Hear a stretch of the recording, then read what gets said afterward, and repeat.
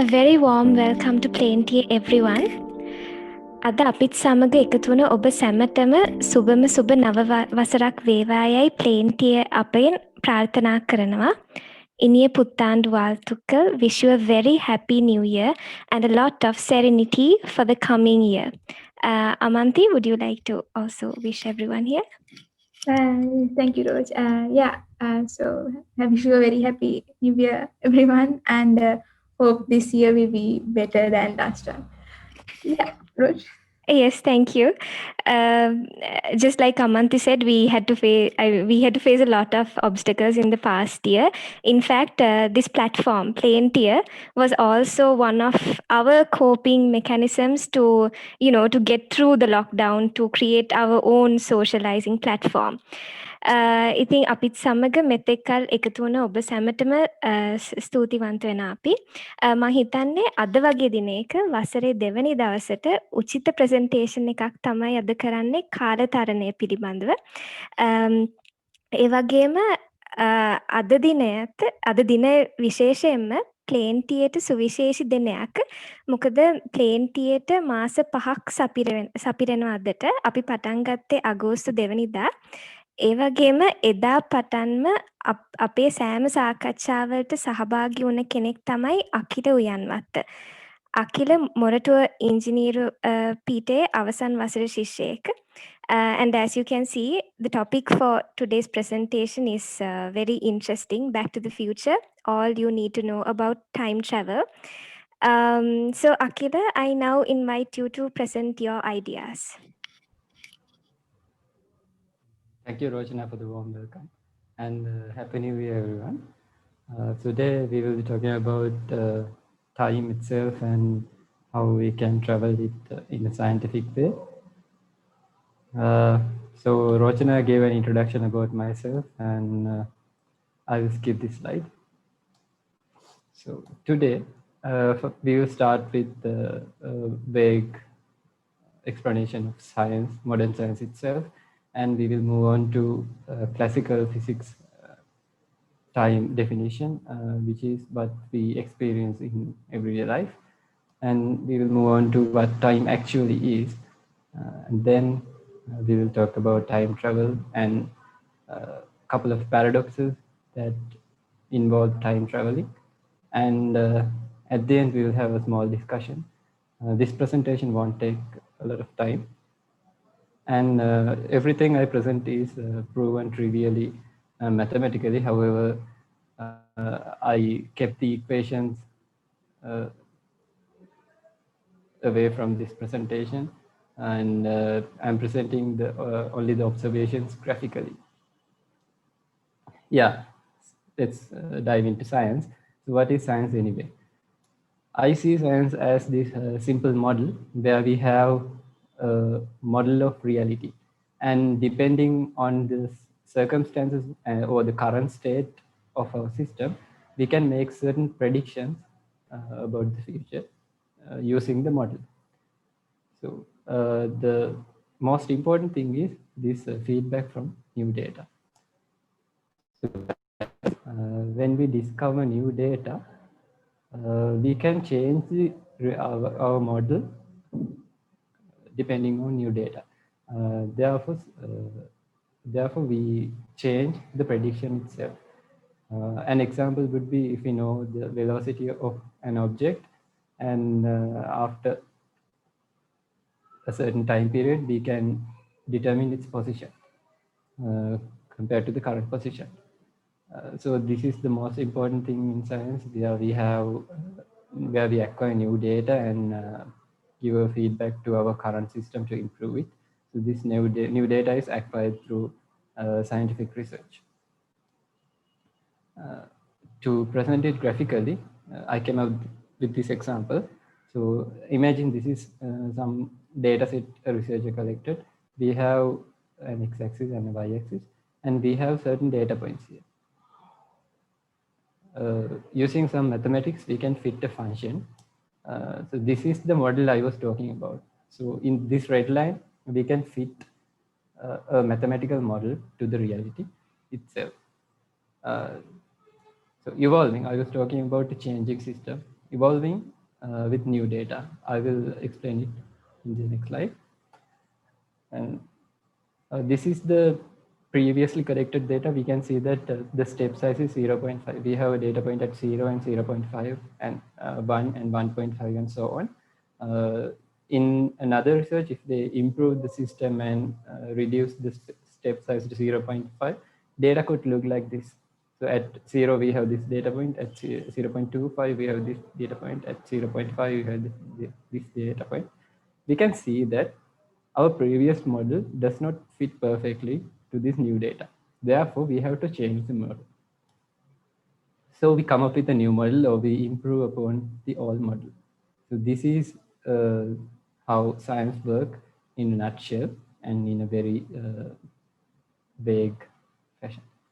So in reality, it's not that graphical and it's not that easy, and data is often mixed with noise and we have to feel it. Okay, let's talk about time in classical physics. A very old concept. Time is a very old concept, and we thought we understood it, and Newton thought he understood it. And let's see how we see time. So this is our world, and we see time like this. We can see that everywhere time is the same. It's the same thing in the fabric of the universe everywhere. Uh, to give another perspective, so we can see one person is resting and another person is moving. We can see that so initially their clocks are synchronized to one position, and even when one person is walking, his clock is ticking at the same rate. So when this person's clock is ticking 1 second, this person's clock is also ticking 1 second. So that's what we thought how time worked. We thought time is this non-relative thing, and this most of you probably still think this is how time works. So in classical physics, there's no way to link this space and time there are fundamentally different things in classical physics. So let's move on to the reality as we know it now. So this Albert Einstein, Albert Einstein came and crashed the party of science, and he threw a lot of new science, and we had to bend our heads around his ideas, and eventually his ideas were proven. So now we know that time is not this universal entity that we have. Rather, time is this entity that every single particle has. So every single particle has a different clock in our universe. So we can see, compared to the standing man, this person's clock is ticking slowly. So initially their clocks are synchronized, but after some time we can see that this clock is ticking faster and this clock is ticking slower. That's because space and time is interconnected. This has been proven rigorously, and because this person is moving through space, he has to move through less time. So this space time is a single thing, and when a person is moving through space compared to another person, so he has to move less through time. So that's why his clock is ticking slower. So in order to visualize it easily, I put his clock here without merging it to the animation. You can now clearly see that this clock is ticking slowly compared to this clock. And in this theory, Albert Einstein came with time and gravity are also related. But in the previous theory we had, time and gravity were two different things. So in this animation, you can see the relationship of time versus gravity. So we know that on the surface of the Earth, gravity is much higher compared to the space. Therefore, time is ticking slowly on Earth compared to space. So this had to be accounted when they designed the satellites, because we put the satellites in space. Therefore, their clocks were significantly slower compared to clocks in the Earth. Um, in the beginning, scientists had second thoughts about this theory that Einstein came with. So they programmed two modes to these satellites. One with the classical model, where the time is same in every point of the world, and so they chose that as the default system. So after the GPS system was initiated, after one day it was off by several hundred kilometers, because it was not accounting for this time shift or the time dilation. And so that was one of the practical things that proved this theory of Albert Einstein. Now we know that time is not this concrete thing or everywhere in the universe, but it is this thing that bends and shortens itself when it's subjected to changes. So time slows down gravity in a nutshell. Okay, let's move on to time traveling. Okay, the first method to time travel is to do nothing. So every second, you are going to the future by 1 second. By doing nothing, you're also going to the future. We have a very little control over this way of going to the future. Uh, we can't go to the past using this method. And so this is not the method that you came here for. So I will continue. Um, so this time traveling I'm going to talk about uh, is related to relative timing. Therefore, relative aging is a concept that we will have to learn. So aging is a time-dependent thing, and a person age according to their own clock, not according to other people's clock. So in a previous diagram, we saw two clocks in a standing person and a walking person. So each person age according to their own clock. So there's a reason behind that, but I will not dive deep into the scientific background of that. So what you have to understand is people age when they're going to the future, and their rate depends on their clock, and everybody has a clock. Okay, let's move on to an example. So we have two people, David and Rose, and currently they are 10 years old. And let's go to the future. Now, David is 50 years old and Rose is 20 years old. So Rose has aged well. So if we do the math, this is exactly 40 years in time. So David was 10 years uh, in the previous slide, and so was Rose. But now we can see that Rose aged only 10 years compared to our clock. So in our clock, the time incrementation was 40 years. So that means, so this makes sense. However, this doesn't make sense. So this can happen in the real world also. So this type of time travel is the thing that we will discuss. This is what happened in our case in a nutshell. So on Earth, we spent 40 years, and David spent 40 years. Relative to us, Rose spent 40 years. However, relative to Rose, she only spent 10 years. She aged from 10 years to 20 years. So in her clock, she only aged 10 years.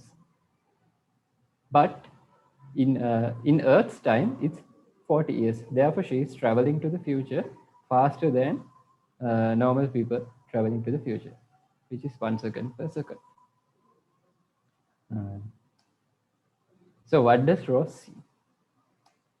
So Rose is seeing exactly the same thing that we discussed before. So she can't tell a difference in her clock. So every 1 second feels like 1 second in her frame of reference. But when she look at outside, she can see that everyone else's clock is going really, really fast. But her clock is ticking 1 second every second. For example, uh, in the environment, others clocks can tick 10 seconds in 1 second, for example. So we start at this point, and after some time, Rose's clock is only gone by this much, but everyone else's clock is going by this much. So the reason so one of the reasons this could happen is her relative motion. If she is moving compared to everyone else or someone else, she is aging slowly, and the person who is stationary is not changing the rate of time. So you can now kind of see that time is this relative thing. This person is also perceiving like every 1 second is 1 second in according to his mind. But when this person looks at Rose, what does he see? I will give you a moment to think.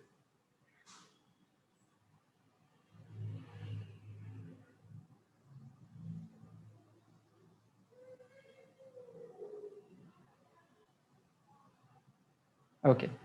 So if, so what others are seeing is Rose's clock is slow.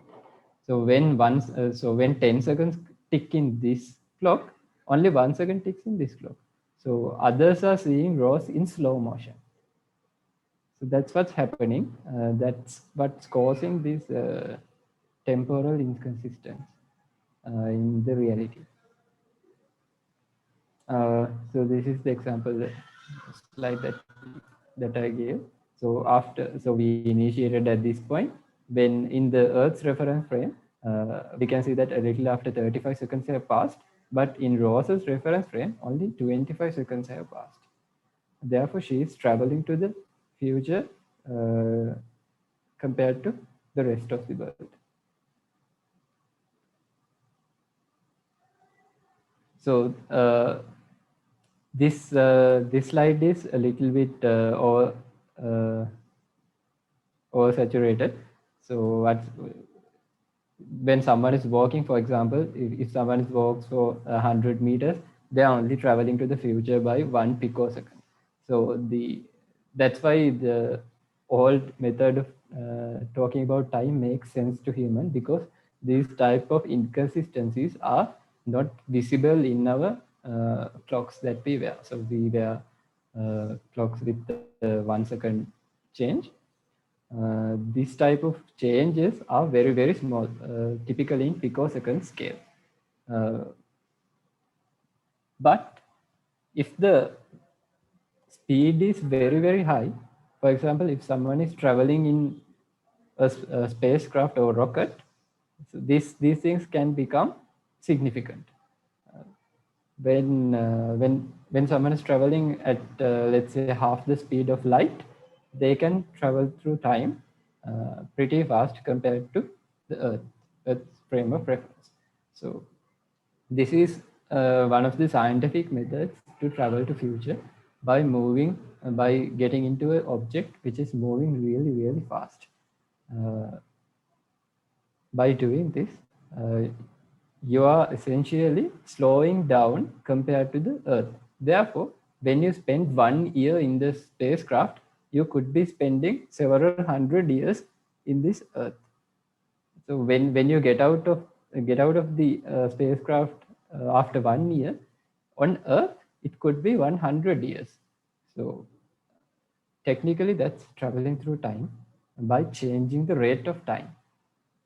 So this is not a machine like you see in the movies, like you get into a certain machine and you go to several hundred in the future. It's not like that. This scientific method takes time. So let's talk about one of the paradoxes that arrive with future time travel. Let's say there are two identical twins, and they look the same, and one get into an spacecraft and goes to a very high speed and come back. So we know that for this person, clock is ticking slowly compared to us. So relative to us, his clock is ticking very slowly. So when he comes, he must age he must have aged less than the Earth. So therefore, we can see that this person who went to the space has aged very little, but his twin, his identical twin, is very old. So this is one of the things that is being tested in real life by NASA, and we will probably see the results of it. So this is being tested with the help of ISS, International Space Station, and scientifically it should work. There's no reason why it shouldn't work. Okay, we so far we have talked about traveling to the future, but what about going to the past? Uh, Unfortunately, Einstein proved that it is impossible to go to the past. Uh, you can go to the past if you travel. So, in these pictures, I explained that uh, you can go, you can get into an object which is moving really fast and slow down time. If your speed increases, that means you are going slowly and slowly through time. And if you somehow achieve the speed of light, you are essentially stopping time. And if you are going faster than light, you are going to the past. However, one of the Einstein's theories also give a limit to the speed that which we can travel. So a normal object which has a mass of non-zero can only travel speeds with less than speed of light. So we can't travel faster than light. Therefore, traveling to the past is currently impossible. So that's the place where science is standing right now. However, this theory that Einstein came with, we thought that it is perfect and it has never failed. However, it is beginning to show its age, and we are seeing some of the inconsistencies that it's bringing to the table. So there's hope. There's some hope. However, currently we don't know how to go to the past. But if we can go to the past, uh, currently we can't. But if we somehow invent the technology to go to the past, there's this famous paradox called the grandfather paradox. Uh, so I will explain this. So this grandfather is alive right now, and he's making a child, and that child is making another child. That person is you. So this child is you, and you somehow find a time machine that can travel to the past, and you kill your grandparent. So when the grandparent is young, so your father was not born yet, and you kill the grandparent. That means there's no one to make your father. Therefore, there's no one to make you, because your father has to exist to make you. Therefore, you shouldn't exist. So who killed the grandfather then?